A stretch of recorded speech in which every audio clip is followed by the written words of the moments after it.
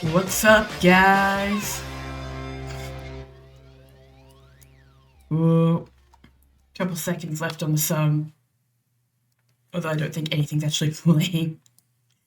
Ah, let's go over here. And let's test the audio. Oh, but, well, first we get to deal with the delay on the phone.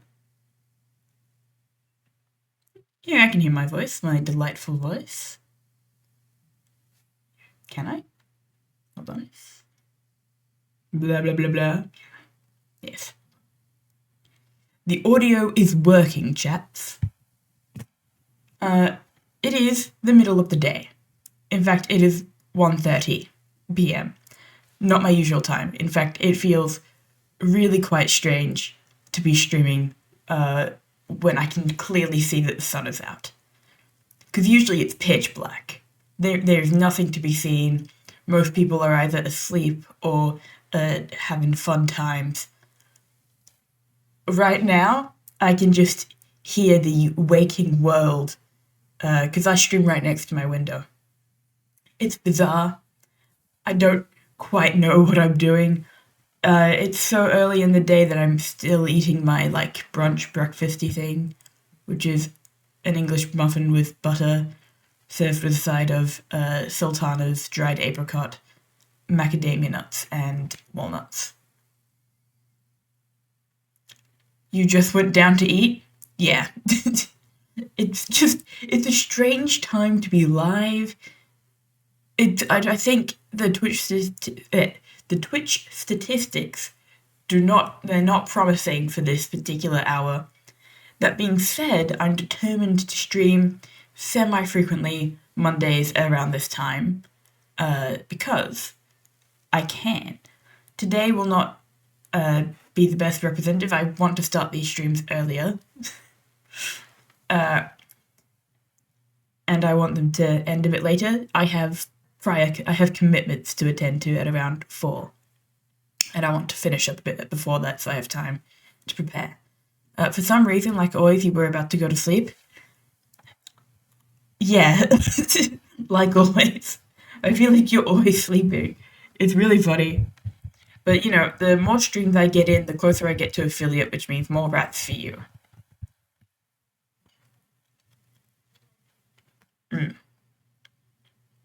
I'll try not to eat too much down the mic, but I am hungry, so. And it's not like I have a weapon to my skull or anything, and I'm being, forced to stream. I was just like, oh, might as well. People always stream when you switch your sleep schedule, so it looks like you're always sleeping. Yeah. But are you going, to sleep, or are you taking a nap? Because I feel like you usually nap more than you enter, deep sleep. Unless you're just really good at that, going into deep sleep. Well, I do apologize. I think I've gotten significantly worse at speaking. To sleep it's almost 1 a.m. I'm so sorry. I'm so sorry.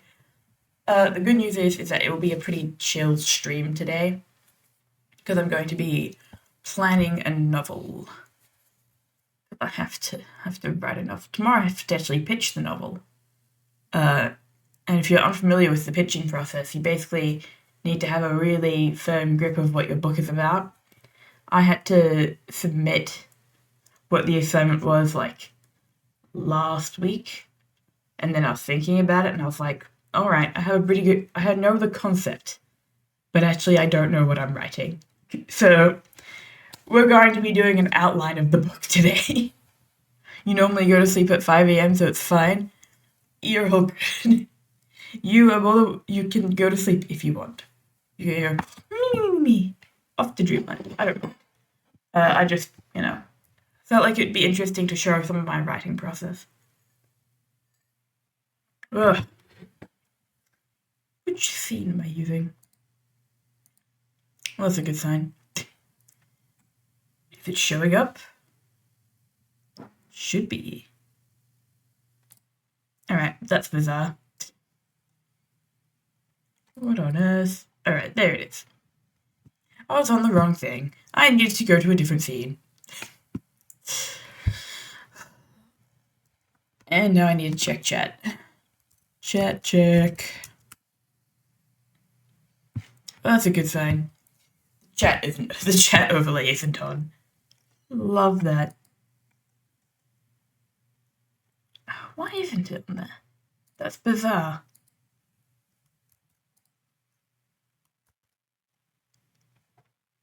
There we go. Now chat is on the screen. Why am I unable to talk nowadays? Like, it's not like I'm talking less, I'm talking more because I have to talk a lot at uni. And then maybe it's because I have to talk to a baby as well, because I have really younger, like, siblings. Maybe that's why. You know what? If I blame everything on the babies, then I can get away with most things. That's usually what parents do, so it's strange that an older sibling is doing it. But look, my dad says I need to establish what the connotations of an older sibling are, if not brother or sister, and I think the first thing that happens is denying any responsibility and using babies as an excuse. Really creating a picture of what it means. And speaking of gender, that's actually what my book is about. I shit you not, it's about gender. Which shouldn't come as too much of a surprise to anyone. Because, well, I'm very vocal about being queer, I feel. Shockingly, this one isn't about mpreg, and I don't think will contain mpreg. And that's because, while I definitely could, I think that's a different project. Because this one, if I can just get my marker out, change that correction. This is my novel in progress, Pigeon Pigeon. Does anyone want to guess what Pigeon Pigeon is about? And while I'm just going to quickly outline some of the other books I want to write. And when I say books, I actually should clarify to stories, because I'm not confident I'll write them as a full book. Burb? Yes, burb. Because if I do an honours degree, I have to write a 15,000 word thesis, and I don't have to do entirely essay for that. I can do 50% essay and 50% actual fiction work. So it's possible I'll choose to do that and have about 3 short stories instead of putting them into full novels. But Pigeon Pigeon, I hope to have Pigeon Pigeon as a debut novel, and then to also have also, I do apologize. It takes a minute to get each word out when I'm doing it by hand, and it's going to be a whole lot of clicking and dragging the mouse today. We got Phantom Uterus. And it's occurring to me I did actually write down what my planned prospective stories would be, so I'll just open that document. It's always important to have about 50 million documents. And I'm not even like there are just straight up a lot of documents that I have. And they're all across different accounts on different programs. It's great. I'm able to navigate my workspace perfectly. All right. Possible I put it in here. The other thing is, when I'm writing notes about things, I don't necessarily put them in the right place. So I'm doing 3 university subjects this semester. One of them is novel writing. One of them is a capstone subject, so I have to do it for my major. And the other one is, I don't know how to describe it. We sort of do a bit of everything. It's a very chill class, run by a man who is so incredibly strange that every day I think I should just tell everyone who it is, because he isn't like an unknown person. You might not know him immediately, but people know of him. He's not a star celebrity or whatever, but he's known. He's been on the scene. He has experience. And then I'm like, wait, but then they'll know what uni I go to. And I don't mind people knowing what university I go to, but I don't want them to know until after I've graduated. There have been people who have clocked what university I go to already. So there's no point in me being like, oh no, they found out. But for now, I'd like to keep it a little on the down low. Because it's a strange place. If you can hear those sounds, that's just me stirring my tea. I didn't make it properly. I forgot to make an emulsification. Alright, where is it? I'm trying to figure out where I wrote the notes about this. Yeah, there it is. So I was planning what I wanted my honors to be.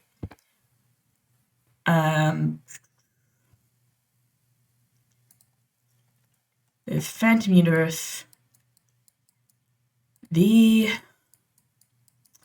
is going to be a thing. Do I remember how to spell achievement? The answer is no, by the way. I before E except after C. And then every other time it's not quite right. Achievement. There. That's not it. Yeah. There's a IE there. I know that. Because I have it written down in my document. Unless my document didn't spell it right. Now I'm second guessing myself again. No, I've got it right. It's all fine. What kind of tea? It is a blend that I make myself, and by blend I do not mean all leaf, I just mean, it's like a normal English breakfast black tea, which I make with honey, almond extract, nutmeg, and a pinch of salt. And it is so good.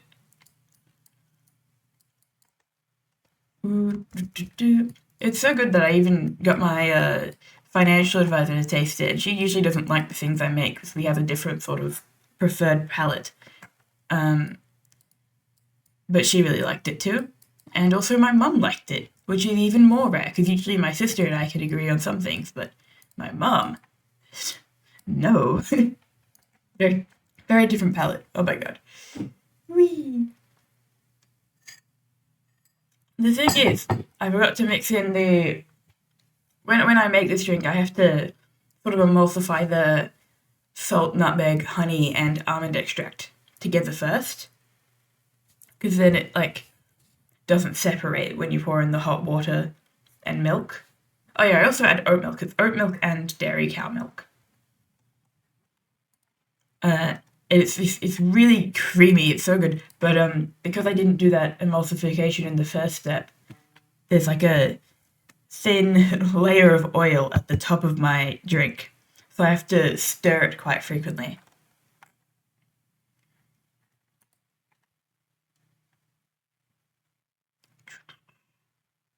So I'm just switching between this Medibang and the document I have open for planning these things.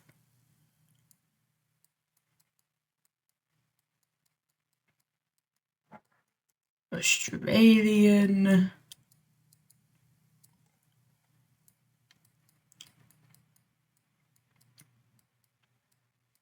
Anyway, if you're wondering why I don't write with my hand and I do everything on computer, it's because sometimes I spell things wrong for dumb reasons. There's no reason why I should spell these things wrong, and yet here we are still spelling suburb wrong. I've lived in the suburbs my whole life. No, it's not. Surely it's two B's. It doesn't... I know how to spell. I promise. I'm really good when I'm, actively in the process. Getting into it, not that great. I can edit other people's work just fine. It's me. I'm the problem when I'm doing my own work. But yeah. There's that one, and then the third one... What was it called? It's called Repeat. So, it is suburb, yeah. You don't know why, but cold milk hits differently in the morning? True. So the goal is basically... Oh fuck, I've done that all in the same layer. Of course I have. I intended that to be the case. Oh, I'm so... I'm so amazing in the best ways. Anyway. The point of Pigeon and these three things here is to have them as a sort of backup to when... Well, not backup, but, background. Words, I'm so good at them. Words by Bo Burnham. Anyway, I want these as my background to when I begin seeking publishing for my main novel series, which is called As You Should. Of course, sort of the expectation a lot of publishers have when they're acquiring a book for publishing is they want to know you can write a novel. A lot of people have not written a novel for the first time, and then they go straight into wanting to be published. I'm pretty lucky that I've been able to write full drafts of books before, but they're shit. Because even if you get the whole novel done, like all 70 to 200,000 words, mine usually don't go quite that long, but when you put them all together, they do. That's stage one. And realistically, when you're writing a novel or any text at that length, there's going to be fluctuations in the consistency and the quality of your work. And that's when you get into your editing stage and your manuscripting and making it a polished, like, this is an actual novel. So because of that, I should have at least one novel done, which should be Pigeon Pigeon, and then a background of stories that sort of establish the themes and conventions that I'm using. Boo, it's a bot! Yesterday you were talking to your dad about books and you just found out your big sister had written something. Nice. Oh my god, why am I not in the stream manager? I thought I was in there already, but I wasn't.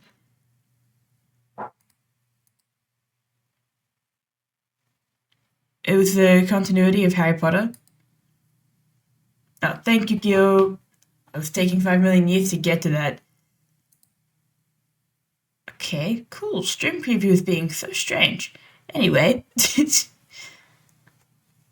you mean like, when you say continuity of Harry Potter, do you mean she worked on, like, the actual scripts for the Cursed Child or stuff like that, or was it, like, the side stories? Because Harry Potter has quite a bit of, like, it has quite a few extensions onto the plot. Well, not the plot, but to the world building. Which I used to be very interested in before I discovered that J.K. Rowling was a flaming hot pile of garbage who should suffer in ways. You super forgot you could mod here? You're all good. No, she made a fan story? Ah, right. That makes sense. I too have written fan fiction before. Ooh. God, fan fiction is so strange.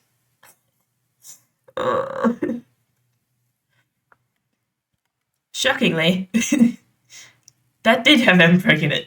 the fanfictions I wrote. Except at that point, I was not interested in Mpreg as a sociological phenomena. I was just being influenced because I was 11. You should try to read it one day, maybe. Do you know what platform she wrote it on? Like Wattpad, Archive of Our Own, etc.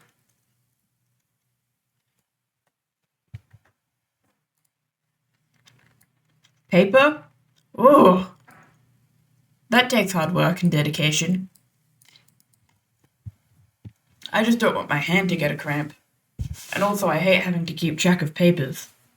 Like, sure, I have a million documents and they're all over the place.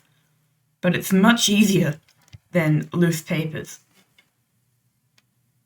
Also, my handwriting is shit. Okay. Oh, I can probably erase that stuff. Whee! Like it never existed. So, over here, I have content warnings. And that's for the pitch presentation that I have to do. Because I'm going to be mentioning death and I'm going to be discussing gender. And I really should have a flag there for anything else that comes out of my mouth when I am presenting in front of people, which you guys are now quite familiar with because I don't shut up about MPreg. In fact, I need to be stopped, and there needs to be some form of regulation on the things I can and can't say, because I don't have a filter. Anyway.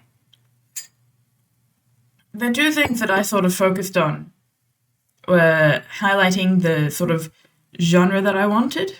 Ooh, that is certainly a G. genre, and target. I know a better way to do that.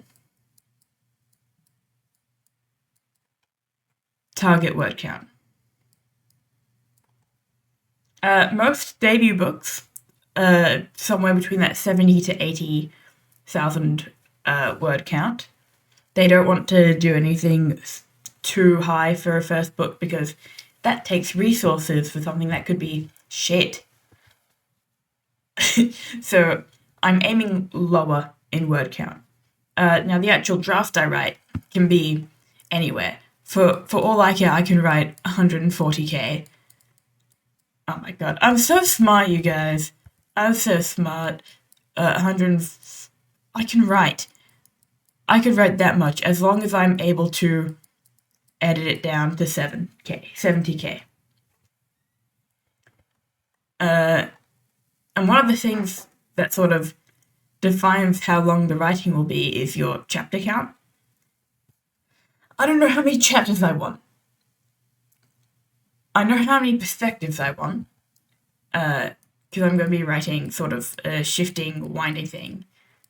And I think perspectives are really neat and cool and fun to play with, and I think people who are boring when they write only in the first perspective. Like, I'm a fancy little elf. I don't care that you're a fancy little elf. I want to know what someone else thinks when they're watching you tap dance. And then I want to switch back to your perspective, and then I want to know about your enemy from their perspective, and then also from your perspective. So that you're basically constructing like a straight on and also a side on, and before you know it, you have a 3D construction of a face, and it's all cool, and I know how to do this, but whatever. The point is, it's not one-dimensional when you have multiple perspectives, and it's very difficult to do that with just one. So I've got 2 perspectives. I can hear so much stuff happening outside. What is going on? Anyway, there's obviously might be the worst pigeon I've ever drawn in my life, but don't mind me. We got pigeon, which is a third perspective it, and then we have the collective, all of humanity, which is written as we and our, when it's like their term to be perceived. Of course, the it pigeon also refers to humanity as it. But the we our is going to attribute various different pronouns. You're actually learning to do better stories if you were ever forced to? Yeah. Because the whole thing about pigeon is that it is about the attribution, which I know how to spell. Attribution or allocation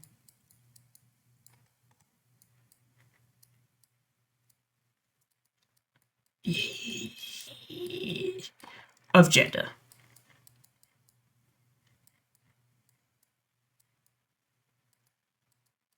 And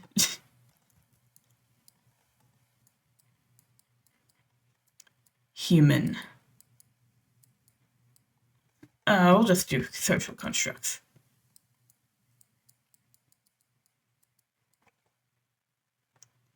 How do I write K? Well, I've got a K there, but sometimes I also do it like that. And both, like, this is always capital, this is only ever lowercase, but sometimes I also write my lowercase like that. Too big on the eraser. Of social norms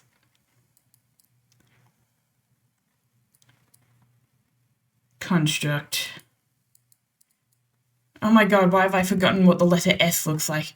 Norms. Constructs.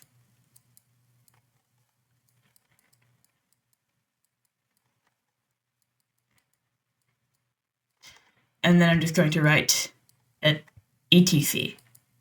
When I'm actually writing, I always spell out etc. And just to prove that I do that, boom. I hate it when people always just leave it at the etc. For you, it's always the big K. Yeah, that checks out.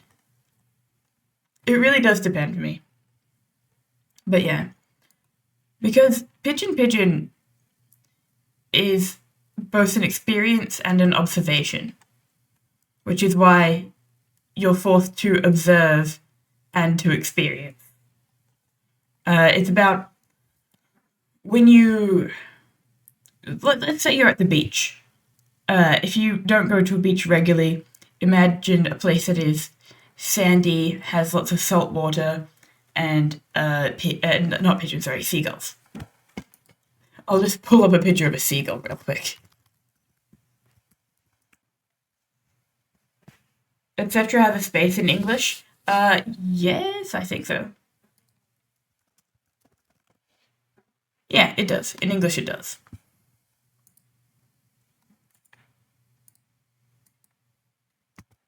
Alright. We've got a seagull here.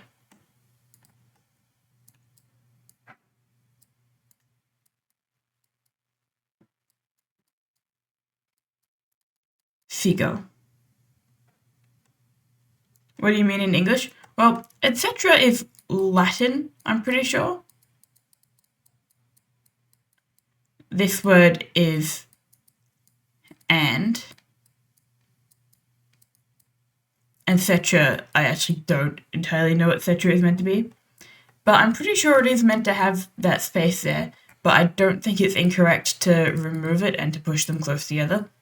I feel like it's one of those cases where there are technically two correct spellings. But I don't know. I could be wrong. Anyway, you've got a seagull, and you're walking down the beach, and you've got a small ankle biter by your side.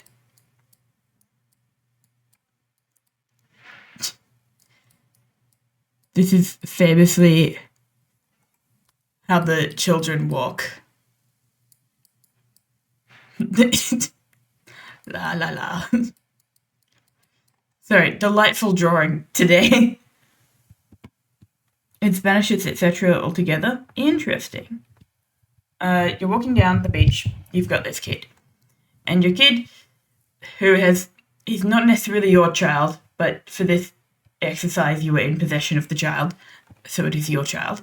The kid starts chasing a seagull. And there are a few options for things you can say. Don't chase. This is going to take a minute. Don't chase the pigeon. Sorry, the seagull. I've got pigeons on my mind, okay?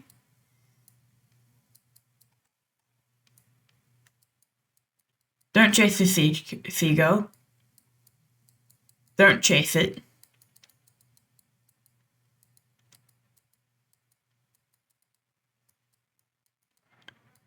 Don't chase him. Of course, there are a million other ways you could be phrasing this line. I just want it to be simple.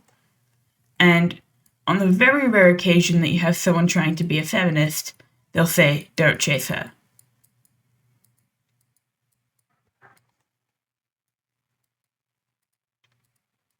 I would say it is extremely rare. Is he on a leash?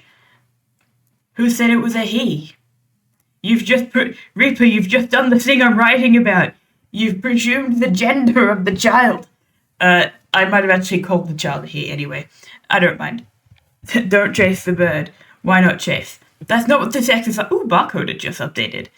By Goldie's barcode had just updated. Oh, exciting. Sorry. Distraction. You can say don't chase the seagull or don't chase the bird, but this isn't about what we're calling the seagull in terms of identifying its species. It's about this. I've noticed when I go outside that when people are interacting with birds because they're you try to default to them, and that's good. When you're out and about, and there are lots of birds, because birds are sort of the most frequent thing you see around in Australia, sometimes dogs as well, people will attribute a pronoun to the animal. And you get these options. So this one identifies species. It's good, but it's long. I'm pretty sure the is actually the pronoun here.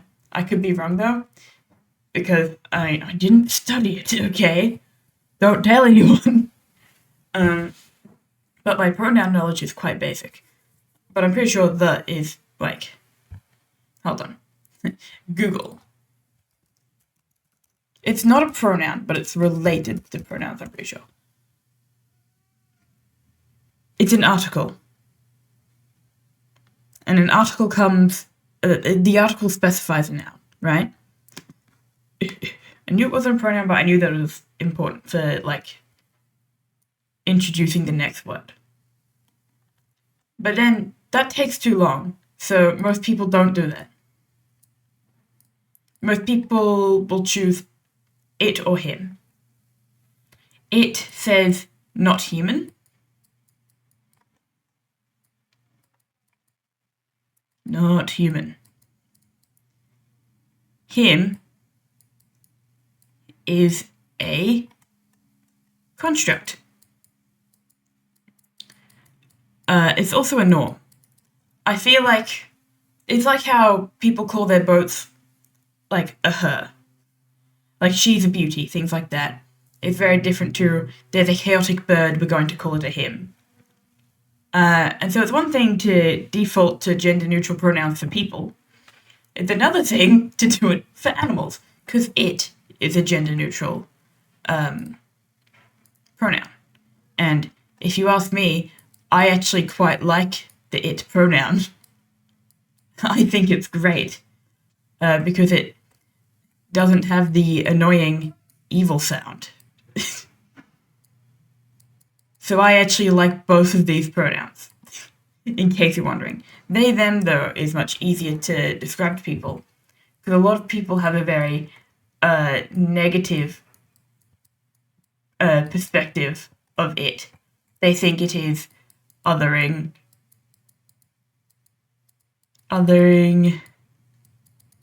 and dehumanizing.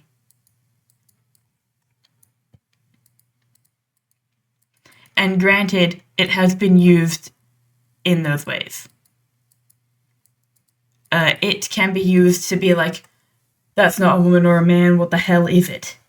It can be used in that very derogatory, I can't recognize what that thing is way. And that's where the important thing of preference comes in.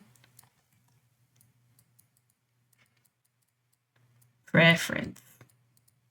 And respecting what people want to be called. You don't really like using it, and that's fair. It's exactly that. People don't feel comfortable using it. So even though I quite like it, I know that a lot of people don't feel comfortable using it, which is why I don't put on my profile and stuff, they, it, or anything like that. In fact, I'll just do this right now. In terms of preferred pronouns, they, it. Love those. Stunning. Great. I don't mind being called a he. It's weird. It doesn't feel like me. I don't know that you're talking about me when you use he, and I have to sort of... I have like a question mark whenever someone uses he. She, her makes me deeply uncomfortable. Not because I'm like unable to understand why people would call me a she. It's just this one will give me more dysphoria because of trauma. Dysphoria. I only lend acceptance to she for people who know me in real life who I've not come out to. But otherwise, beyond knowing my identity, being very confident in it, if I did not have the experience of growing up AFAB, assigned female at birth, it would probably be the same, like, confusion because I don't identify. It's strange. I like they and I like it. It's very nice. It's very gender neutral, very demure, very mindful. But anyway, when I write this book and I use it for the seagull, I'm not trying to dehumanize the pronoun it. I'm trying to neutralize it, which is why the pigeon also refers to the people as it. And then the people are going to attribute whatever feels good. Whatever feels good. Or familiar. Or whatever they want. They'll probably give the pigeon a name. They'll probably insult the pigeon. In one of the first, only scenes I've written of Drabble for this book, they interrupt a funeral being held by magpies for a fallen comrade. And they're, kicking and spitting on it. Because they're humans and they suck. It's not all humans, it's actually just this one guy, but you don't need to know all the details. But the reason why I'm so keen on using two perspectives is to explore this dynamic of attribution. I don't like that circle being around that text. Just kinda...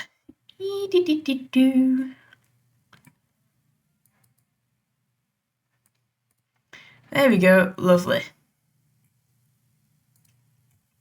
And now when we go back to this genre thing, and sorry, I am dancing around the different things. You would want to pick up a pigeon? Be careful, because as much as I love pigeons, it is true that they do carry diseases.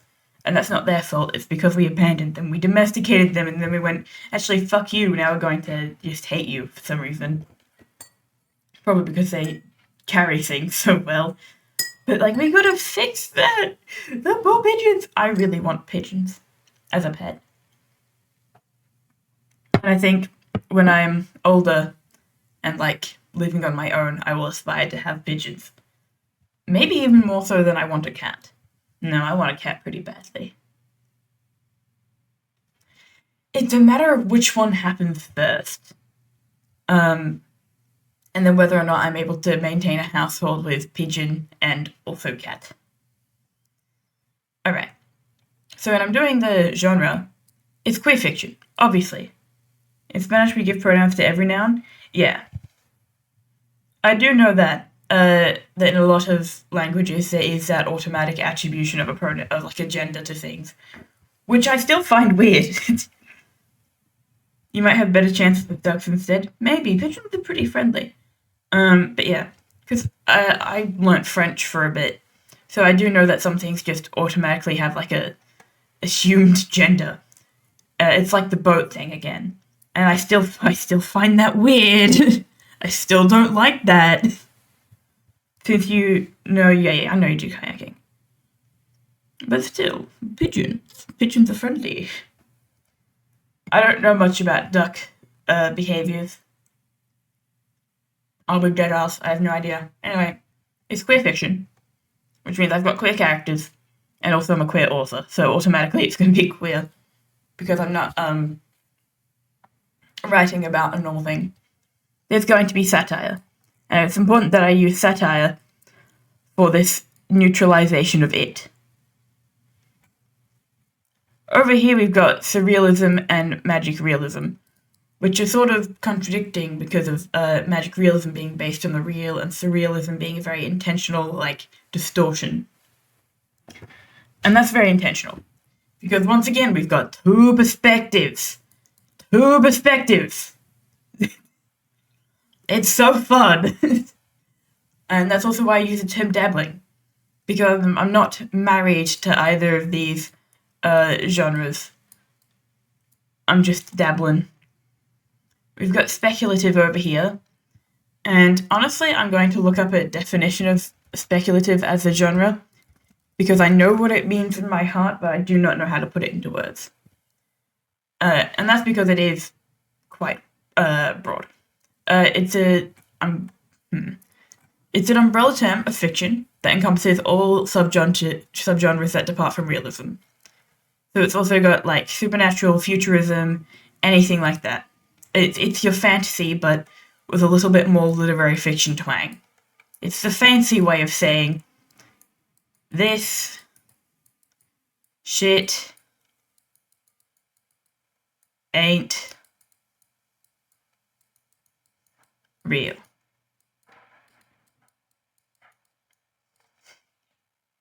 And then literary fiction is where all the snobs go to read.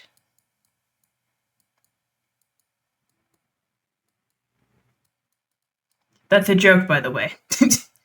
Literary fiction is just, let's see if I can remember the thing. You got commercial fiction, which is the stuff you see on top 50 bestseller list.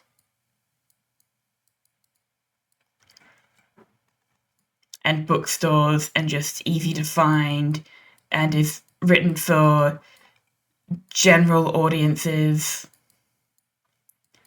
Nothing wrong with them. They're a bit plain. They aren't written to change the world or anything like that. And then you got... God, I'm running out of space on this top half of the page.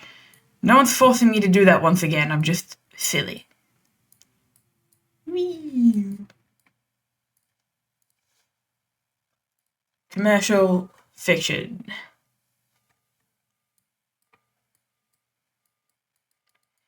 And that's actually where Harry Potter falls, fun fact. And then you've got fiction.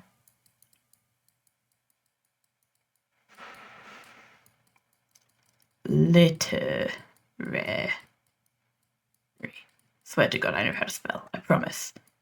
These are your special prizes, special awards. We'll just go award-winning.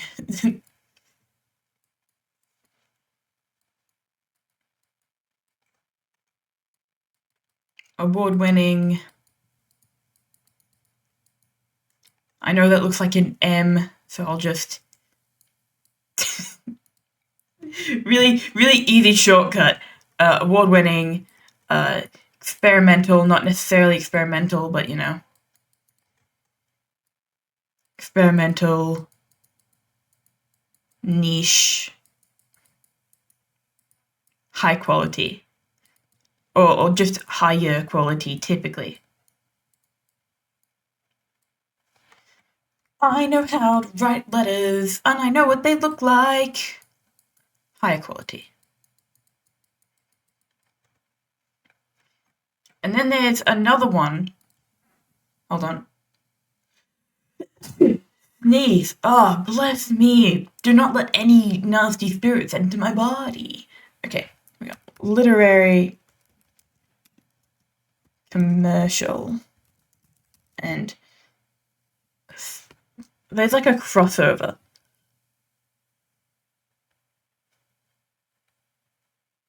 Oh yeah, I should probably mention that the actual difference there is artistry versus market sales. That's sort of like the other thing. This one is plot. This one is art. The other thing is, in case you're wondering, thank you for the plus Yukio. My degree that I'm doing is more focused on this category, but technically I'm more interested in this one. Because literary fiction is hard and also kind of boring. But the thing is, I don't want it to be brainless slop. I also don't want it to be completely inaccessible. I'm actually aiming for somewhere in the middle. Shocking that when you have a binary option, I choose not to exist within it. Well, I exist to test it. It is the true. It is fiction.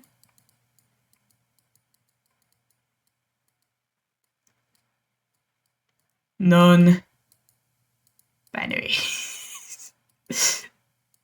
Anyway, sorry, this is making me laugh because now I want to try and explain this to my class tomorrow, and they're going to think I'm a freak. No, It's fine. They can think I'm a freak. I mean, if they don't already think I'm a freak, they should. I mean, I will say a funny story about Pigeon Pigeon, because I've been talking about it in classes multiple times. I told them it's called Pigeon Pigeon. You'll never guess what it's about. And someone at my table said, "Is it about dreams?" And I think about that moment a lot because it was really fucking funny. I don't know how I can possibly describe the exact, reaction I had. Because he said, "Is it about dreams, maybe?" And I just had to pause for a moment. It's called Pigeon Pigeon. And then even if you, think, oh, maybe that's just a creative title, we've been in the same class for a couple of weeks now. We talk pretty extensively about things. I don't shut up about gender and sexuality. Why would it be about dreams? Sorry. This is what I find funny in life. People being incorrect for no reason. It was very special. That same guy actually had a moment where he was criticizing a book, and he said it sounded like bullshit, and everyone laughed. We were laughing with him, but he thought we were laughing at him. So that was a bit of an awkward moment for him, which I also enjoyed.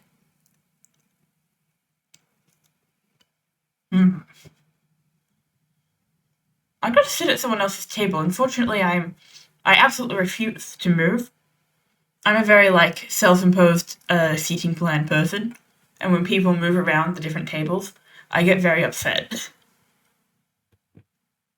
I mean, maybe they tried not to say gender because you said they wouldn't get it. I was being sarcastic, and I do think that this guy might have issues picking up on tone. That's why I brought up that second story. But still. Because I do, every time I say Pigeon Pigeon, I also say, "You'll never guess what it's about." It's become like a accidental tagline. And I did it with two of my friends who I went out with. And I was like, "You'll never guess what it's about." And I'm beginning to, and I actually do this quite frequently when I'm working on a book with a fairly obvious title. Not that that happens particularly often, but yeah. I like to know, it's like my favorite thing to test, is when I give the title to a piece, I want to know what you think as a potential reader. If I didn't tell you anything, if I said, "I'm writing a book called Pigeon Pigeon, what do you think it's about?" And it's the same as the main series I'm working on. My absolute passion,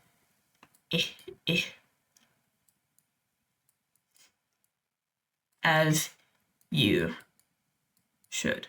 And if you're wondering why I never provide a summary of what As You Should is about, it's because it's hard to do at the moment. Because even though I know perfectly what happens in that series, it is also quite convoluted. In a good way, hopefully. I hope to carry it out successfully. But when I think of As You Should, I'm thinking of 5 books. But I only need to be pitching 1. And that's quite difficult. I have to summarize both the series and the one, the first book is called As You Should. And if you're thinking, Arthur, why don't you just, not have this series be named after the first book? Shut up, that's why. I didn't want to. I considered it for a while and then I went, but then I have to think of an all-encompassing name for the series. That's hard. I don't want to do that. But if you're wondering generally what the broad strokes are, alright, let's get 5 things down, because there are 5 books. We'll do one for each one. The first one... Fuck. There's so many things that I cover. I'll go Justice for the second book. Third book is about spirituality. Ignore that A and how ugly it is. Spirituality and love, those are combined for a reason. Actually, you know what? I'm not going to summarize it into that. This one's about violence. This one is about consequence.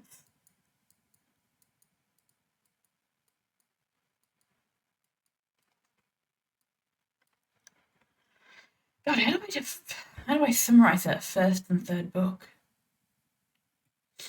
A lot of the first book covers, there's quite a bit of gender in the first book, and specifically about being a woman. It's also about, why have I forgotten the word? Reproductive rights.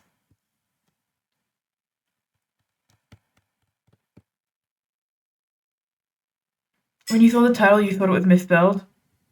But I'm sure I have to be either wrong about it or for pigeon to be another way to spell pigeon. Yeah, there are different ways to spell pigeon.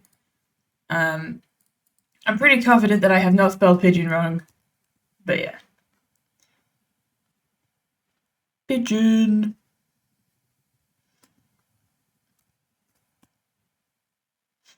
Yeah.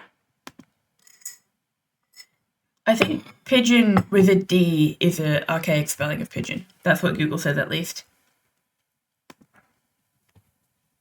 The third book, it sort of covers an arc going from beginning to end. So, yeah, pigeon seems to be outdated. It is. Alright. I am going to put this down as love, but I'm going to put an asterisk on there because it's quite complicated. This is the book I'm currently writing, the third one. And that first book, you know, I am going to make it about reproductive.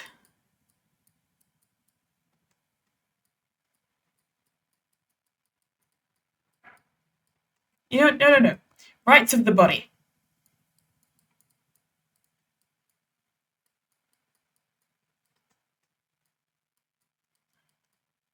That first book is difficult to summarize into any one clear thing because it tackles this sort of over-encompassing theme from quite a few different angles. Rights of body. And then your overall encompassing themes for the series are the big D, this, and being human.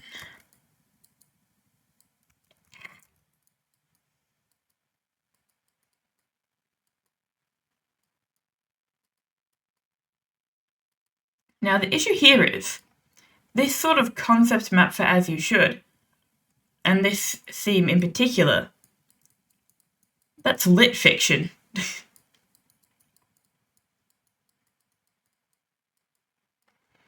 But my approach,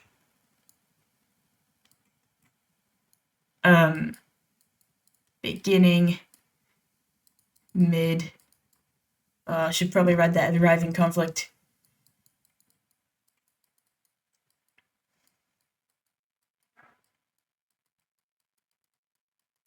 Rising conflict. Res. This is a plot.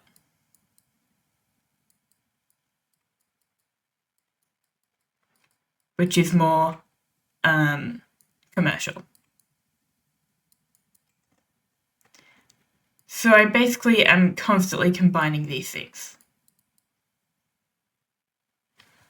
I'm merging them together for As You Should. Pigeon needs to stick to literary fiction, which often has a bit more room for experimentation with perspectives.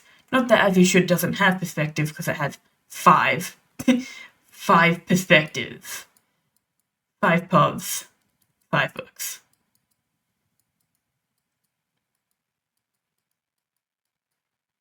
We have fun here.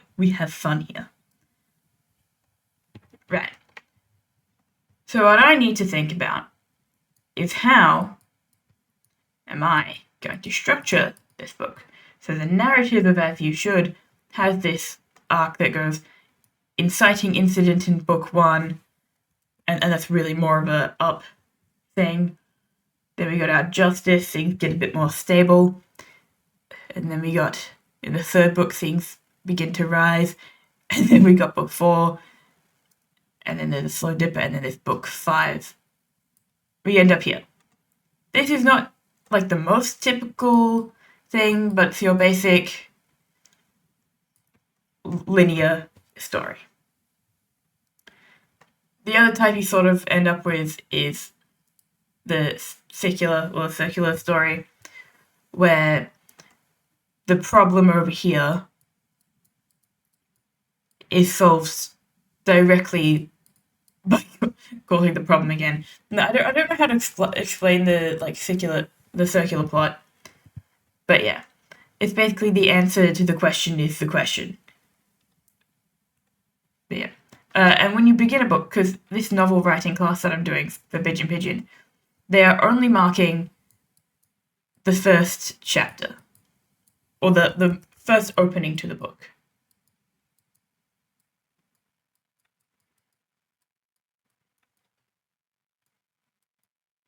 Opening. I know how to spell words. It's fine. It's fine. This is note-taking. It doesn't need to have good spelling. That's the actual writing process. So whatever this first chapter, I want it to establish a setting. Because setting to me is quite important. I'm setting this in a sort of Melbourne.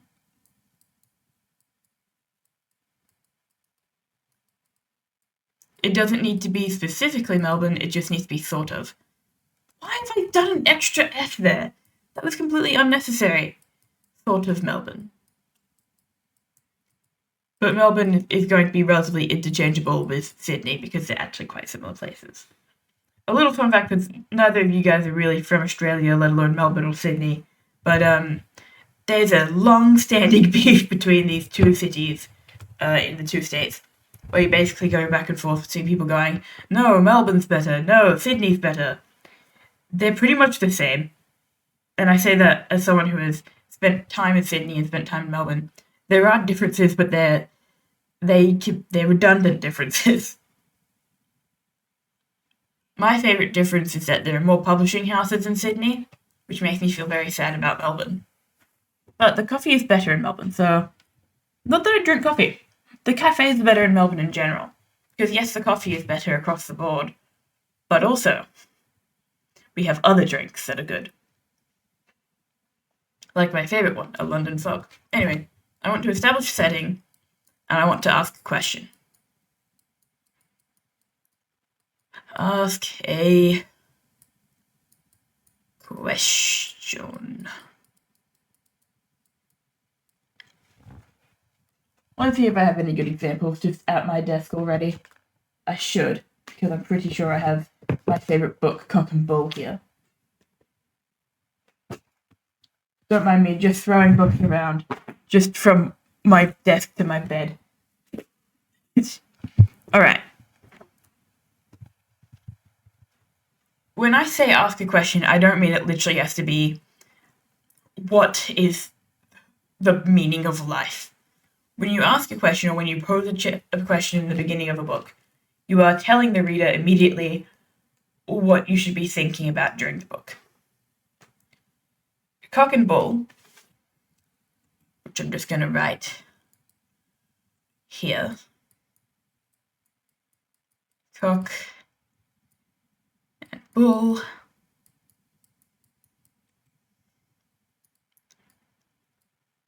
By Will Self. Now, the way I discovered this book was knowing who Will Self was. I already knew the guy. Not personally, but I knew of him. Also, just checking, is my phone frozen? No, it's not. Cool. Anyway, Cock and Bull by Will Self. I discovered it on a library bookshelf. I saw it, I went, I know Will Self, that's called Cock and Bull, sure, I'll read it. I didn't read the blurb because there wasn't really a blurb. Instead there is a blurb, but the structuring on this book is like horrible. This is like the worst cover work I've ever seen in my life. This is the blurb that is given. Cock, a novelette, is the story of a woman who grows a fully functional penis. Bull, a farce, is the story of a man who acquires a vagina and all its companion parts. There are, however, complications. Cock and Bull, the book that introduced an enfant terrible of English letters to an American audience, has quickly become a classic of blistering satire. It's a very good book. But from that, immediate blurb description, you wouldn't know quite what goes down in the book. But that's not the question. That's just a blurb. I'm going to read you guys the first line. Alright. Carol had always felt, at some level, less of a woman when Dan was around. That is the first line. The follow-up line is, not that she ever would have defined what she felt in these terms, and she certainly wouldn't have used this particular language. So immediately we have this character of Carol. So we have our who. Who, Carol. Carol is a woman.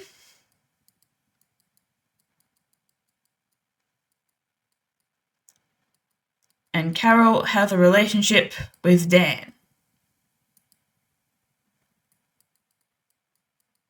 who is a man.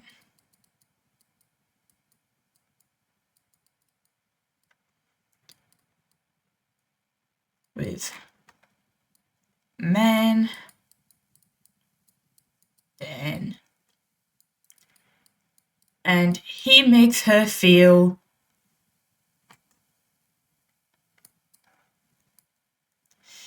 I think that's the right one, less woman.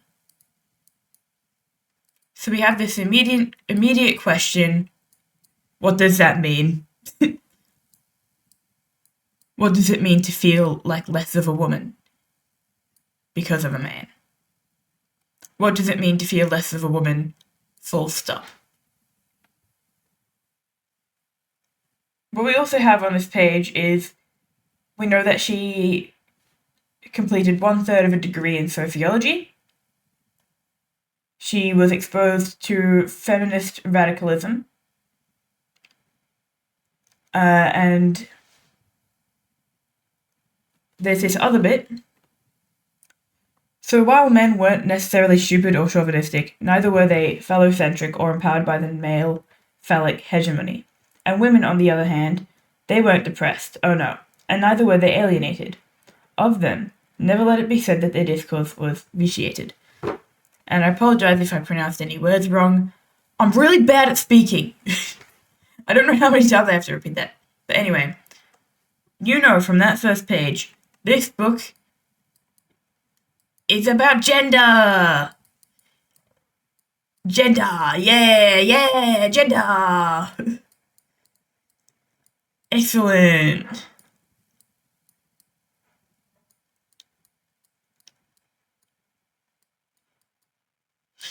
Don't mind me, okay, just ignore. Gender. Look at that gender, mate. And Cock and Bull, they're released in the same book. The book is Cock and Bull. It is a novelette, which is a small novel, times 2. Cock is first. That's what you read before going into Bull.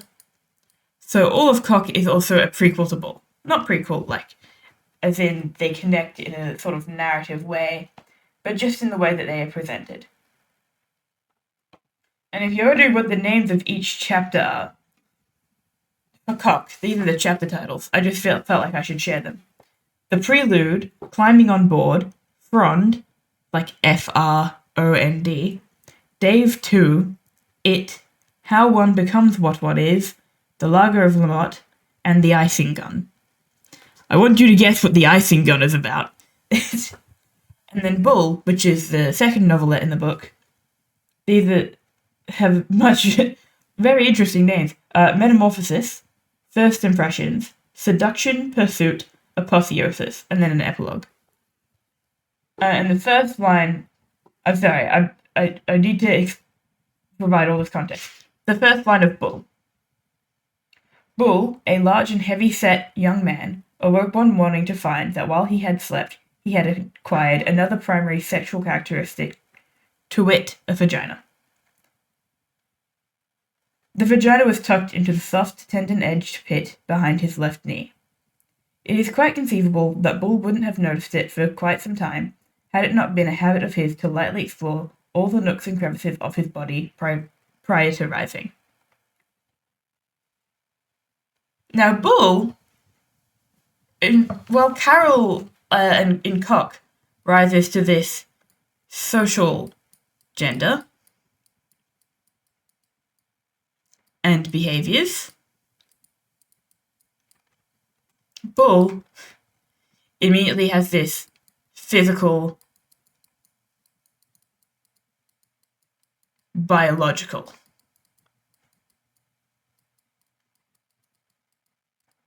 Sex. Both sort of work together. They aren't isolated thematically. But Cock and Bull, both first pages of the novelettes, introduce you to this question of what these things mean. So when I start with Pigeon Pigeon, I'm asking a question that is quite similar to Cock and Bull in that it is about sex and gender. Well, it's actually more about gender. My one isn't touching on sex quite like Cock and Bull is. Very special book, hold it very dear to my heart. It's still fun. Wait, what? What are you saying wait what to? This could be about anything. There was a very long delay.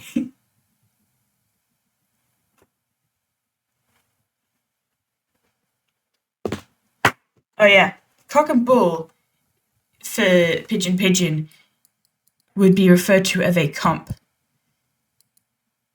in the publishing world, which is where you provide a bunch of titles that you can compare your work to pitch to a publisher.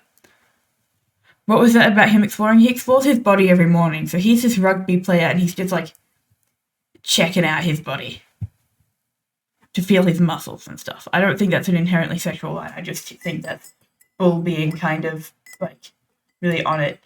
Like I should clarify that Bull's main characteristic traits are he is a rugby player, he is strong, and he accidentally falls in love with his doctor. Long story. He's quite like, you're gonna have to read it. No, don't read it if you're under 16. Or don't tell me if you're under 16, I'm just putting that out there. Because it's a rather intense book. And I don't want you to read it and just be like, haha funny. Because it is haha funny because it's a satire. But also the best way to enjoy a satire is to understand what it is being satirical about. You know? You gotta come in with some sort of education. Now another book that I liked for introducing the opening. These aren't books from my school readings, by the way. I actually have not been enjoying any of those. They've all been really fucking boring. The other book I'm going to whack in here for, like, establishing this first chapter opening is The Wasp Factory. Now, The Wasp Factory, I did not know the blurb, I did not know the author. I was about 13. My dad said, "Here you go." And I read it. This is a debut novel from Ian Banks. Ian Banks' debut novel. And this was my favourite book for a long time until I read Cock and Bull. Just so we're clear. Whee! Nope.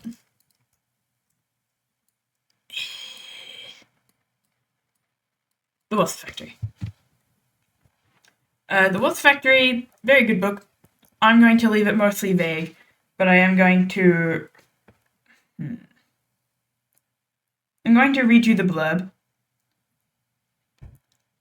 Enter, if you can bear it. The extraordinary, or the extraordinary, as most people say. Alright, enter if you can bear it. The extraordinary private world of Frank. Just 16, and unconventional, to say the least. That is the blurb. This book, from the blurb, it's about Frank. Frank is our main character. Hello, Frank. Everyone say hi to Frank. 16 years old.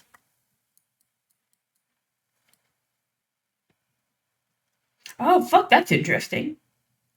Sorry, I just noticed something else about that blurb, but I'm not going to say anything about it. Okay. Now, my favourite thing about the Wasp Factory is the chapter openings. They can be pretty fun.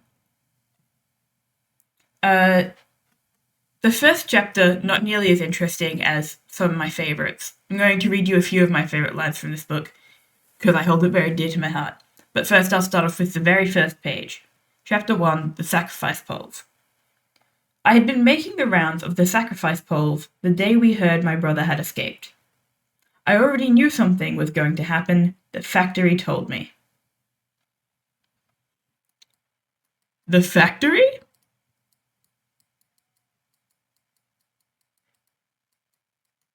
Question mark? Hello, Frank? Yes. Hello, Frank. You've got a brother who has escaped. Escaped from where? I know the answer. Brother escaped. This is the plot opening. But I think that, and that's because Ian Banks, once again forgetting the juicy S, but Ian Banks is a science fiction writer. He's a commercial fiction writer, I think, but no general audience would want to read this shit. That's how I would describe Ian Banks. He's a bit of a weirdo freak with his writing. And this is his debut novel, which most people describe as being horrific. The reviews for this book are hilarious. See if there's anyone that are particularly funny.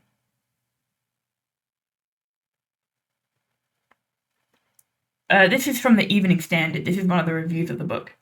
A repulsive piece of work, and will therefore be widely admired. Piles upon horror in a way that is certain to satisfy those readers who subscribe to the currently fashionable notion that man is vile. That also speaks volumes about this book. But yeah. This is a plot. So, over here, Cock and Bull is a question.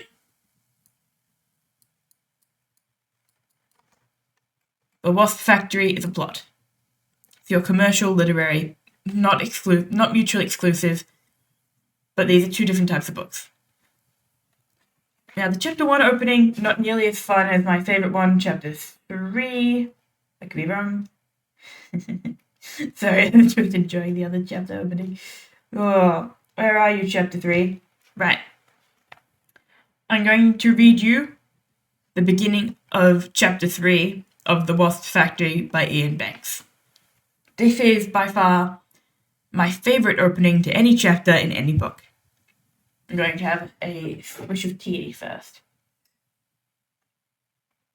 Alright. Chapter 3, In the Bunker. My greatest enemies are women and the sea. These things I hate.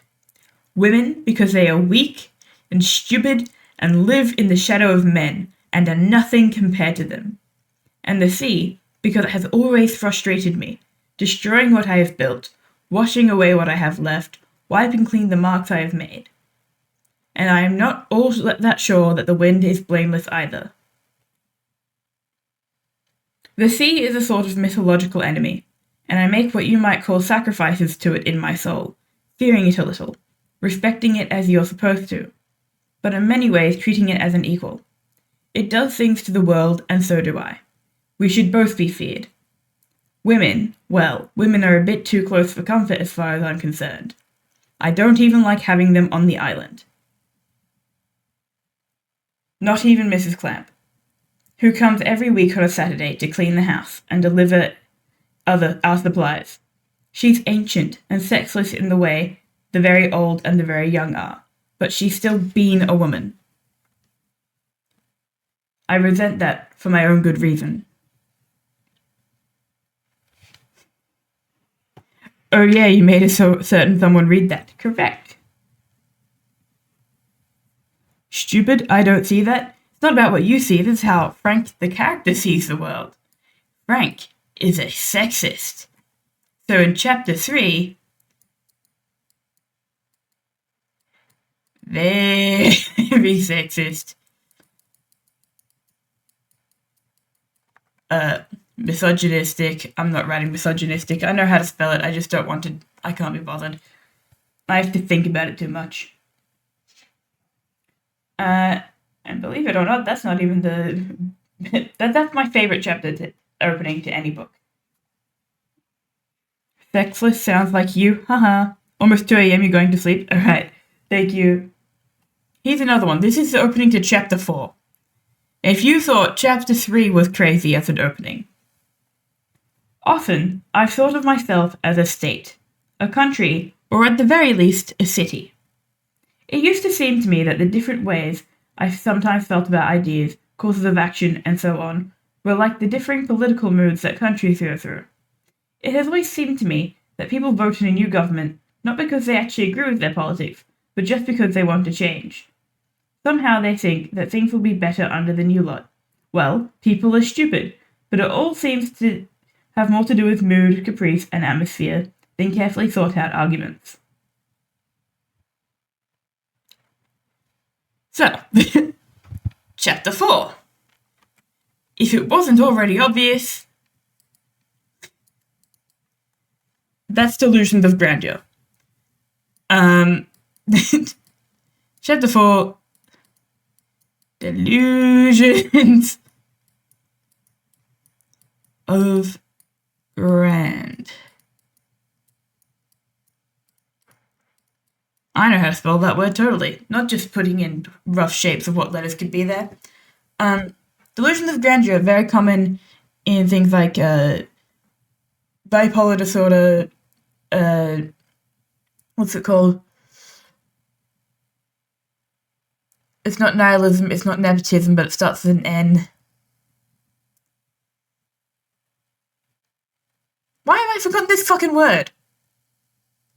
When you're full of yourself, but in a really, narcissism. Narcissism. Yes, thank you, Kat. It's very common in narcissistic personality disorder. It's not a sign of a very good mental state, to put it lightly. So we're beginning to really get a solid shape of this character rather than a plot. So while we start off with a plot-centric thing, as we go down the line here, character.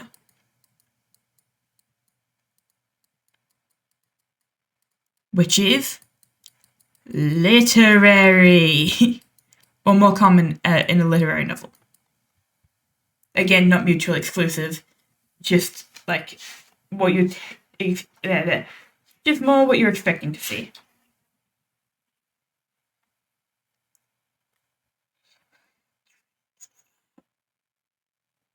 Alright, this next one is going to be a spoiler. This is the chapter 5 opening. I should mention that before this point, I don't think... Yeah, she's not the first person who has been killed, but this is the... Oh yeah, Frank has been killing people. Little update for you guys, I'm spoiling The Wasp Factory, my favorite book. It's still worth it though, still read it. I killed little Esmeralda because I felt I owed it to myself and to the world in general. I had, after all, accounted for 2 male children, and thus done womankind something of a statistical favour. If I really had the courage of my convictions, I reasoned, I ought to redress the balance at least slightly. My cousin was simply the easiest and most obvious target. Again, I bore her no personal ill will. Children aren't real people, in the sense that they are not small males and females, but a separate species which will, probably, grow into one or the other in due time. Younger children, in particular, before the insidious and evil influence of society and their parents have properly got to them, are sexlessly open and hence perfectly likable. I love this book. He's insane. Anyway, sex, gender, evil. This is not so strange for Banks. Ian Banks' gender, it's stupid. Gender is stupid. I was radicalized. Anyway, so what we're seeing here, and the reason why I've sort of branched out more of the Wasp Factory than Cock and Bull is because, well, A, Wasp Factory is a bit more relevant to my book being debut and kind of funky. And sort of, actually, how long is the Wasp Factory? What is the word count? Why don't I have that memorized, by the way? Word count, the Wasp Factory. Ian Banks. Yeah, so that's about 65,000 words. So that's just under... That's just under my target. So we're looking at a very similar size of book for debut, so it's the first time. And we also have a bit of gender stuff happening and a generally pretty unreliable narrator. But still, Cock and Bull, technically two perspectives because it's two novelettes, but... Oh, actually, no, Cock has fun with perspective. There were times when I was reading Cock and I had no fucking clue what was happening. The Wasp Factory is all first person. I'm not writing in first person. First person is annoying. I don't like it always. Yes, my favourite book for a long time was written in the first perspective. This isn't about that. So now, we're getting a pretty good idea of what I'm looking for in my ideal opening to this book. Which is, I want it to be a question, but I also want it to bleed into progressively, like, strange chapters. I want shock factor,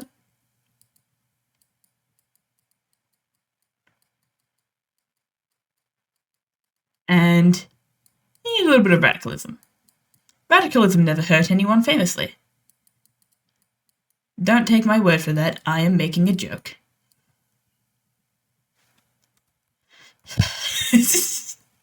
I'm all over the place with my spelling today, I'm so sorry.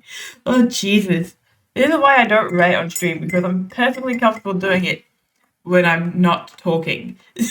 I'm having to really break my brain here. But yeah. What we now have is a stronger idea of what I'm looking for in an opening, and a pretty good idea of the fact that I need to go into character. Issue. Pigeon Pigeon, while I will be delving more into, Pigeon,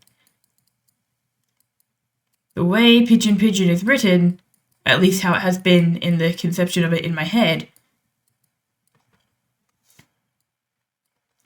is that you're sort of getting a collection of stories. I don't like where that line is, actually. You're getting a collection of stories. You're getting a montage. You're getting a montage. That's the word I'm looking for. Guys, I'm so smart I can remember basic fucking words. This is so good. I'm having such a fun time. Hello, the Shadow Legion.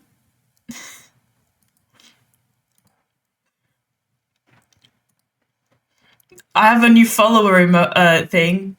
New alert. Thank you so much for the follow. I set that up yesterday, so I was actually surprised that I could hear that. Hello, what's up? I'm planning a novel today. And having a minor crash out over my inability to speak and write and talk. Oh my god, I just... Speak and talk, that's the same fucking thing. It's a synonym. I hate my list. That's not my list's fault for getting the words confused. Were we supposed to get sound? Oh, bizarre. Bizarre that I can hear it that you can't. Oh, that's strange. Alright. Should be this one. I see. Why does it play on my desktop and not from the alert? Bizarre. I should have immediately jumped to OBS to see where the sound came from. That would have been the smart thing to do. Unfortunately, I didn't do that. Chaos. I can probably put it on desktop audio. If anyone follows, you should hear a sound. And if you hear any other sounds from my desktop, you don't need to say anything. There's nothing strange on there. I just feel like I should clarify that. Because sometimes I like to listen to music in the background. Not today, though. Anyway, what I need to do... God. is I need to think about how to format this fucking book. I've done the thing where I break down the book what I want the book to be about, and I'm still stuck on the same point of what happens.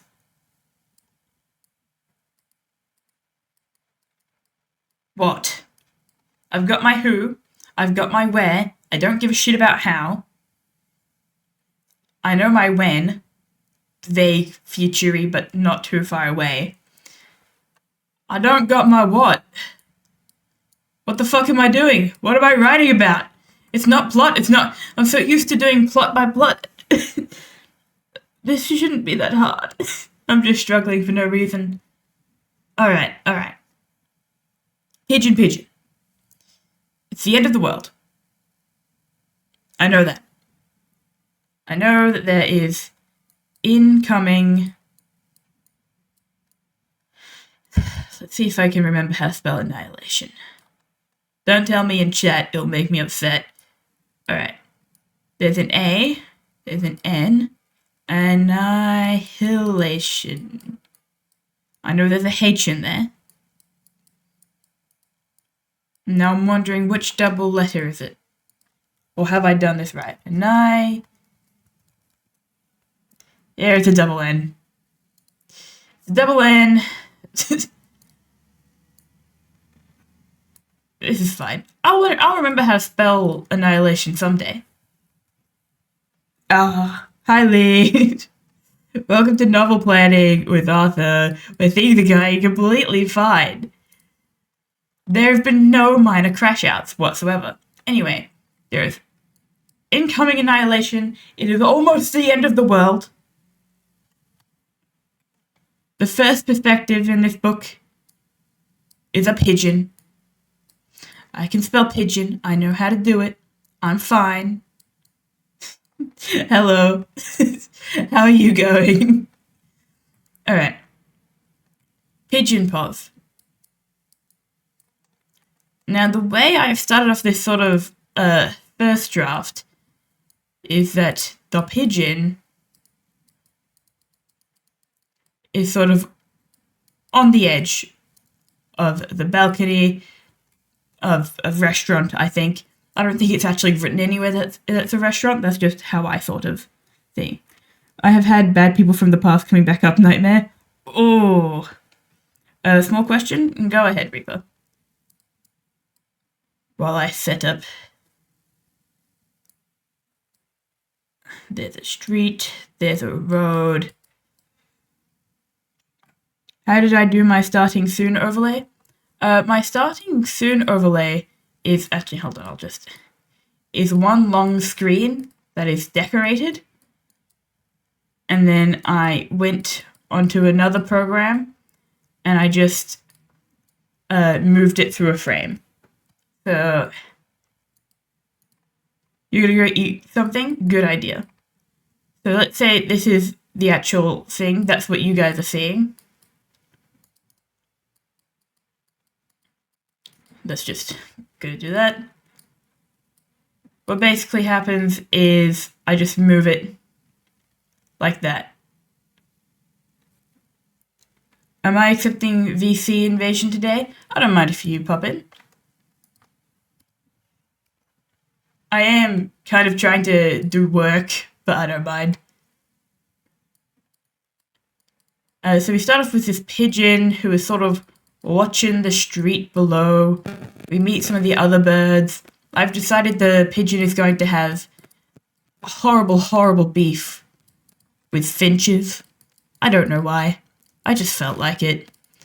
Every time I think about pigeon, I think, man, I hate finches, and then I'm like, I actually do like finches. I love them, actually. I think they're really cute with the way they hop around. But yeah, that's just how that happened, I guess. Ugh. Where am I? What tab am I on? What page am I on? This is what I got. I know that Pigeon is set at the incoming annihilation of the entire planet. And the pigeon, who has beef with finches, is watching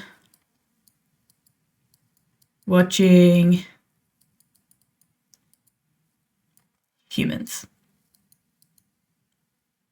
Watching the humans as they break down, essentially. I can use you as a thing to talk towards? Yeah, sure.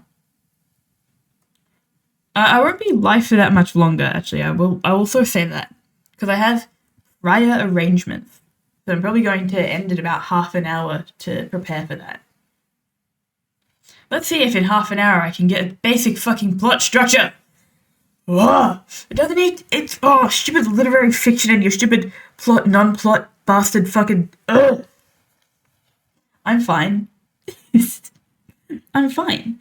I'm fine. Big smile. Big smile. Really just. Really big smile. Yeah. Yeah. We have a great smile. You're gonna be using me as background noise while you figure out what to eat?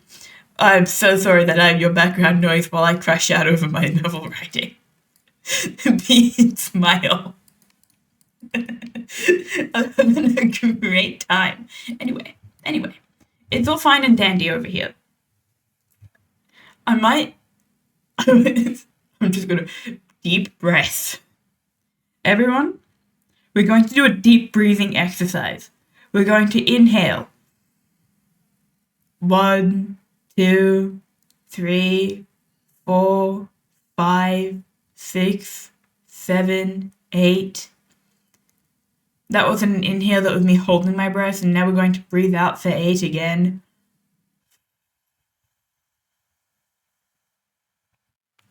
I can't actually breathe out for that long. I don't know what's wrong with me. I'm just trying to calm down. Also, I think I'm meant to be doing 4 seconds, not 8, because I just got into it. Alright, we're going to try this again. I'm going to be counting on my fingers, because I can't really talk and breathe at the same time, because I'm getting giggly. I'm getting giggly and anxious, not about stream. I'm doing fine. Hyperventilates? Yeah, that one. Okay, going to breathe in.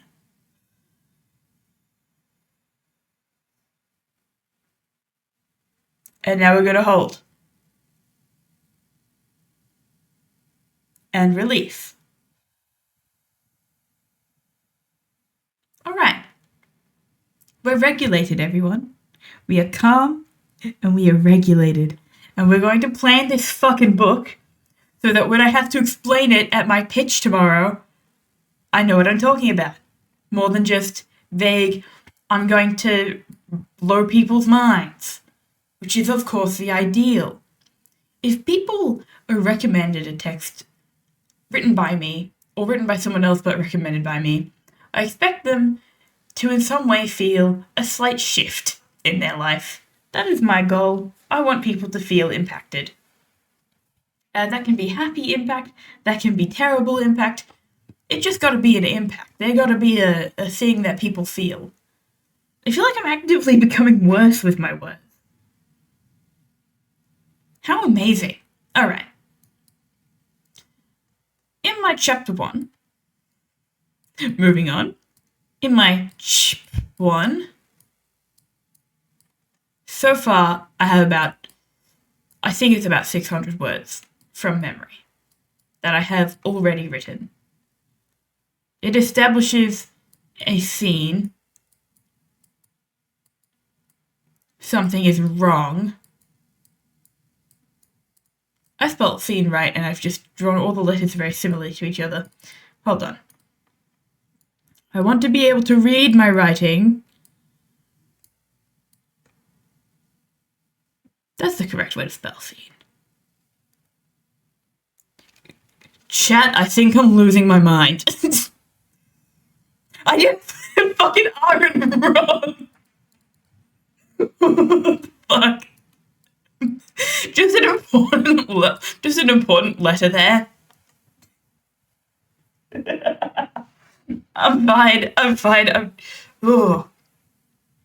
going to drink my tea. This is why I did the breathing exercise, because if I hadn't, I wouldn't have even noticed. I would have been missing that R my whole life. There's always got to be something R for right and wrong. It's never black and white. It's never binary. Hello, thrusting leg. Local streamer crashes out and fucking dies ASMR. Real. Look, if it's not a crash out, it's not an arterial stream. I gotta somewhat show off my stunning mental fortitude. Hi. No drawing today. We're planning a novel. It's very fun. By the way, here are my book recommendations. Cock and Bull by Will Self and The Wasp Factory by Ian Banks. They have nothing in common, I promise. You won't be here long? Don't worry, neither will I. I'm going to be ending in about 20 minutes. These are my Monday streams, so I do plan on having them go on for a little bit longer, like 1 to 4. Today we did 1:30 and we'll be finishing at about 3:30. It's about 1 a.m. Yeah, it's about midday for me. Usually when I stream, it's completely dark outside, and giggling to myself feels somewhat normal and rational. Having a crash out in the middle of the day is an experience I recommend. It sure is Monday. Yes! Oh! But yeah. I've been busy. Yeah, I have. I should mention, I've technically written novel-length projects before, and usually I just improvise. But I want to have a frame for this book because the opening is being marked by my university. So I should have something to present when people ask me, "Hey Arthur, how's that book writing going?" Tell you how it's going. I don't think I've ever struggled so much to plan a book before in my life. This is crazy work. Okay. In chapter 1, which I have about 600 words already written, I know where we are. Something is wrong. We've got a few other birds. And that's where we're at.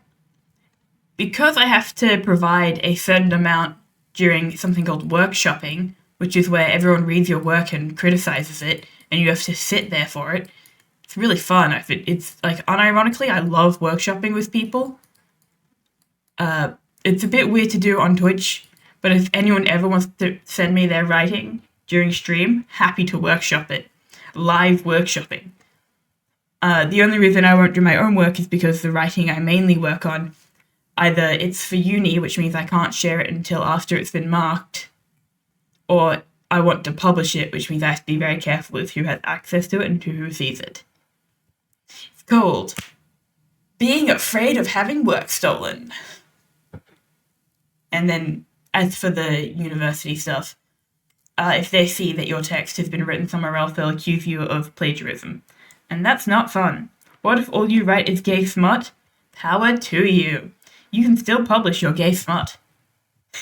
It is... Oh, that's the dream. I hope when I am 70 that I can write the most amazing, like, a megaverse fiction piece ever. I want to revolutionize MPreg and Omegaverse, but exclusively when I'm on like the later end of my life. I want it to sort of have a dip in popularity, everyone forgets about Omegaverse, and then I write something that is so unhinged and spectacular that it revives the Omegaverse and restores all former glory and more. That is what I want. And it will be fucking filthy. At the moment, I'm not writing any smut. I've written implied sexual scenes, but not graphic smut because my reading audience is 16 to 24 for this one. For As You Should. Pigeon Pigeon is aimed at adults. I just can't be bothered to write smut for it. Because when I thought about writing smut for Pigeon Pigeon, I went, no, my class is reading that. I actually don't want to do that. That's embarrassing. And also, another important part about why I'm not writing smut in Pigeon Pigeon is because the main character is a pigeon. And by main character, I mean main perspective. The dominant perspective is a pigeon. I don't want to write about the bird sex. I think I don't want to write about bird sex. I could write about bird sex. I'm not going to. Anyway, because of workshopping, I want to aim to extend that 600 to, I think, about 1,500, 1.5k words total. Gay bird. Twink twink. Instead of tweeting. Horrible joke. It's not even that bad, it's just kind of weak sauce. Alright. Because of that, I need... What's the difference? Alright.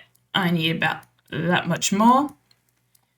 That doesn't need to exclusively be in chapter 1, but I do think I want longer chapters than 600 words, because otherwise you end up with too many chapters.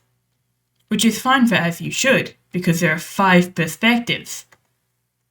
But not so fine in a 70,000. In a 70k. Estimate. Ugh.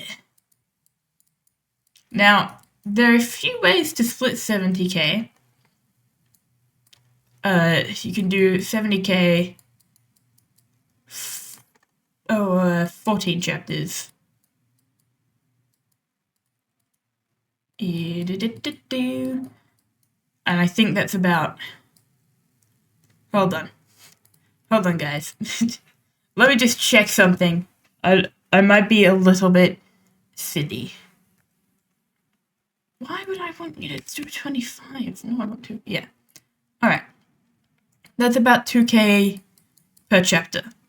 2k per chapter is my comfortable range for a consistent how long I want each chapter to be. I think I'll probably aim for maybe 2.5 to 3.5k. Yep, I know how to write. I'm doing fine. To 3.5. Okay. Per chapter. Which means I have to think about what I can actually cover in that time and how I want to distribute between that. I think unlike As You Should, where each chapter is a different narrator, I'm going to have both narrators in each chapter. So about half of chapter 1 can be birds, and half of chapter 1 can be the humans, but it doesn't have to literally be that's all burb, that's all human. I can go burb section, human section, burb, human. Writing's so fun. Anyway, so I think, for the pitch part, I have to read, I think it's 4 minutes worth of the first drafting page. And this isn't like, it doesn't need to be like the final thing because we're going to have to workshop it after the pitch. And then I'll probably have to go through it again after when I write the rest of the novel. which I aim to get published at some point next year. That's my debut novel. Crying. Anyway, for the pitch, I think it's around 4 minutes that I have to read out loud to my class. Like, even the workshopping, you just read it yourself. Why do I have to read out the beginning of the novel? I'm so nervous about that. I already knew I'd have to do it. Because if you've ever been to a novel launch, the author typically does read out part of their book. It's a completely normal thing to do. It is so incredibly daunting to me as someone who's really shit at reading and talking at the same time. It is an absolute weakness of mine, which is why I'm kind of doing this stream. I forced myself to read passages. I'm writing and I'm talking at the same time, and I'm losing my mind too. It's all good. It's all good. We're all happy here. We're all happy here, aren't we?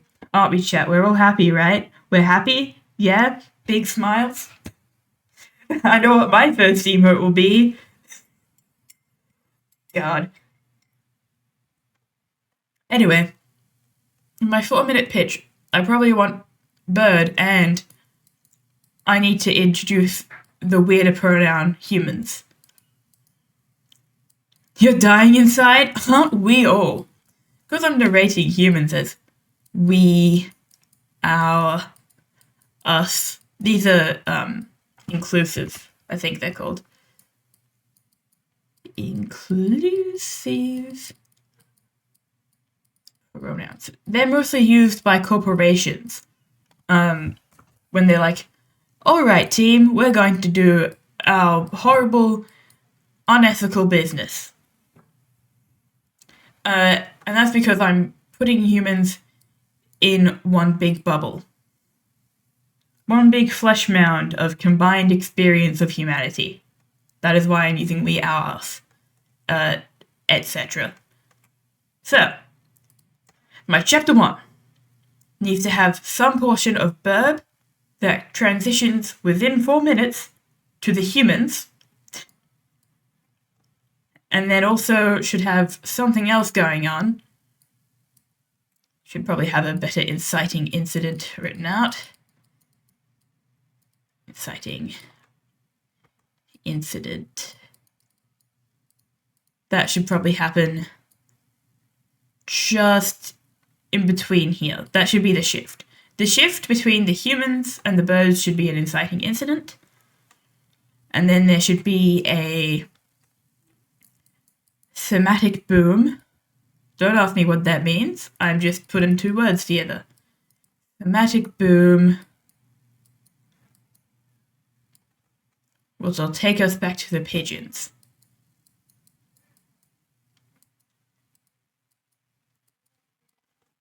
And I have pluralized that pigeon because the pigeon isn't actually on its own. It's pigeon for a reason. We got the slash. There are multiple...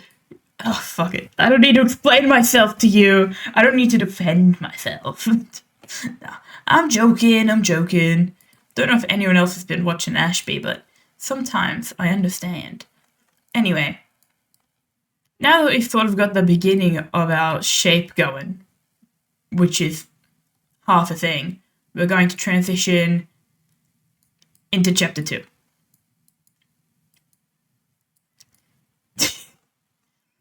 Some point 3, 4, 5. I've run out of room. That's fine. I can shrink it down.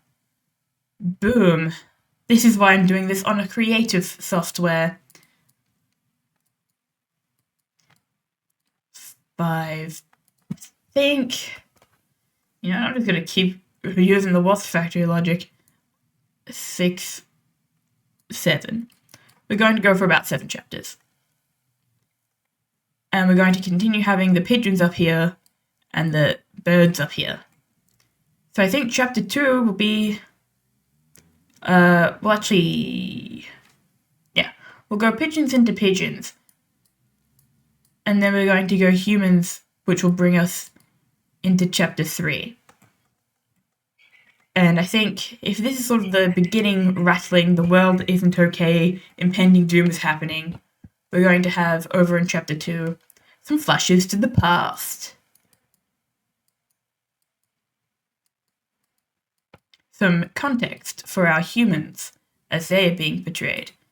And then we're going to go to the pigeons interacting with the humans, and then the humans interacting with the pigeons. And then I think we're going to have some pigeons between chapter 5 and 6. Birds fleeing.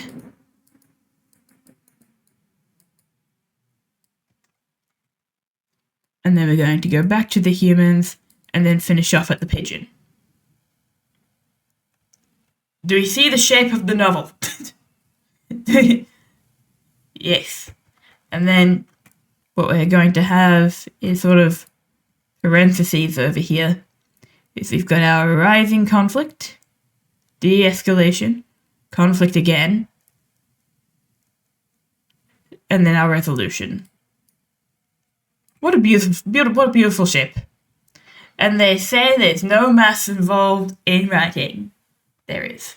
And it's painful, and it's horrible, and it will make you want to rip your hair out more than anyone with trichotillomania, like myself. Worse when I was younger. Fun fact there. My muffin's gone cold.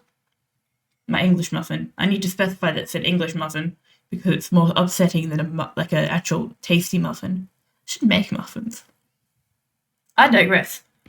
The economics major Phoenix Ducks graph. Yeah. Yeah. You get like a million lines. You know what, shockingly, this is the most organized novel planning I've ever done.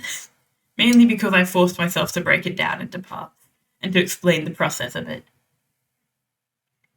And then I ended up just drawing a squiggly line down here. But yeah, we got past conflict. I think over here I'll have the phone call. I know what the phone call is, you don't need to know. Phone call. This is going to be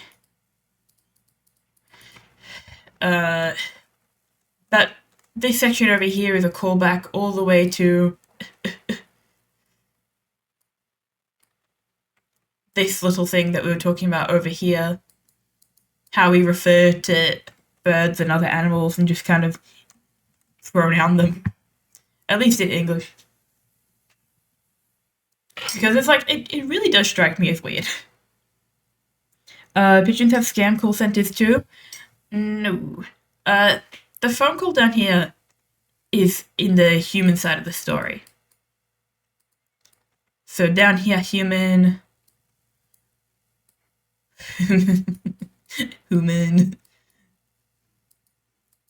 Human down. Pigeon up. So it's a human phone call at the end of the world. It's the final call. Preparing. No, we'll say they're fleeing. They're already fleeing at that point. And this is like the actual destruction. My favorite kind of resolution is the resolution where they're all dead. Alright. Destruction. Yeah. So that phone call is like the very last phone call on planet Earth before it is destroyed.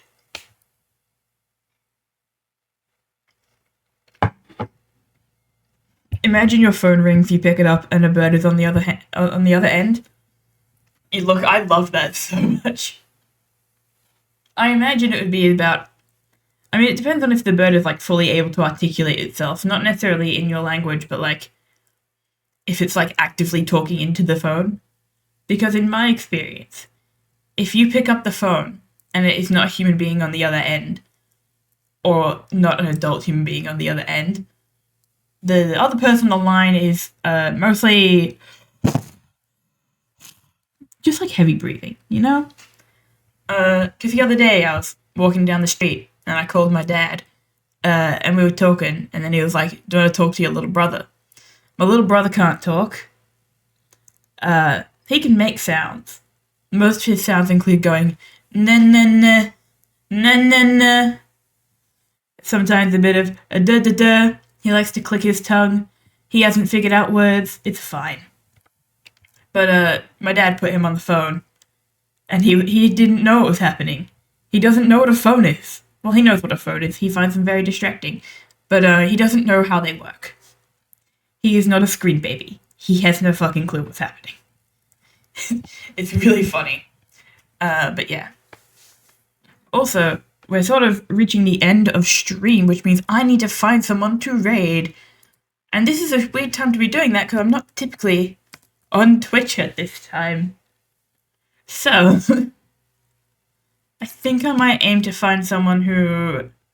Ooh, Meat Canyon is live, that's cool. I think I'm going to find someone who's in the same category that I'm currently streaming in.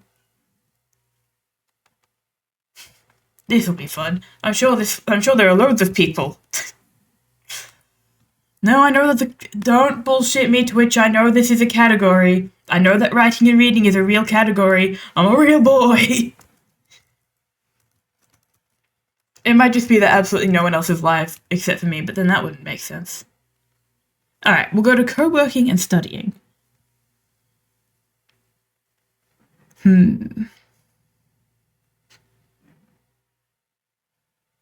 If anyone has any suggestions as well, because I don't stream at this time particularly often.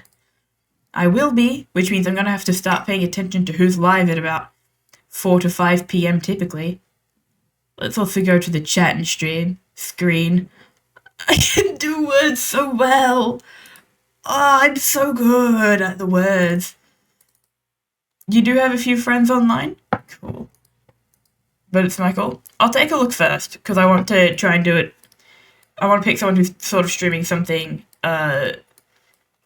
similar to what I was doing. There are absolutely people on this category right now. Twitch, you're bullshitting me. Oh my god.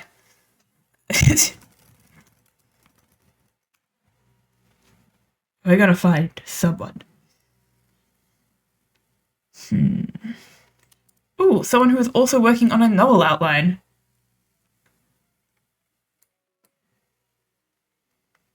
Alright. This other person is on a Pomodoro timer. So I reckon we'll go for this person, but we'll just wait a minute. I'm gonna just say time to focus. It should be fine. It should be fine. I'm going to quickly follow this person. I can't hear anything on Twitch. That's probably fine. That won't...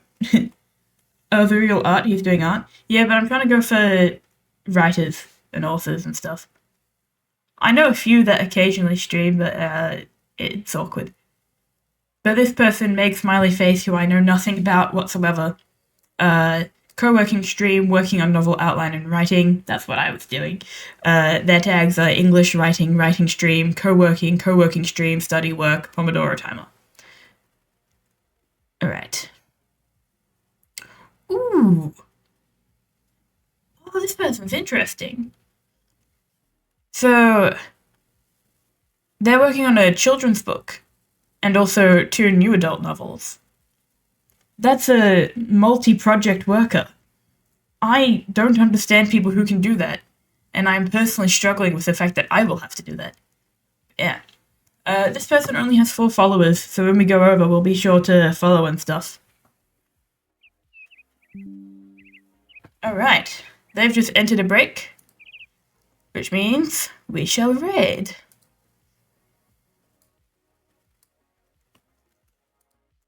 I don't know if they actually have a microphone on. That's the other thing.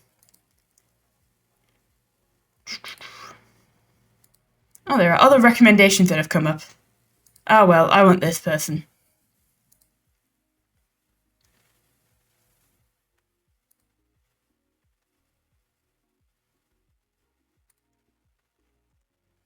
Alright. Supporting small streamers is Pug. Real. Alright. We're gonna go over. We're gonna raid now. Thank you all for coming so much. Bye bye.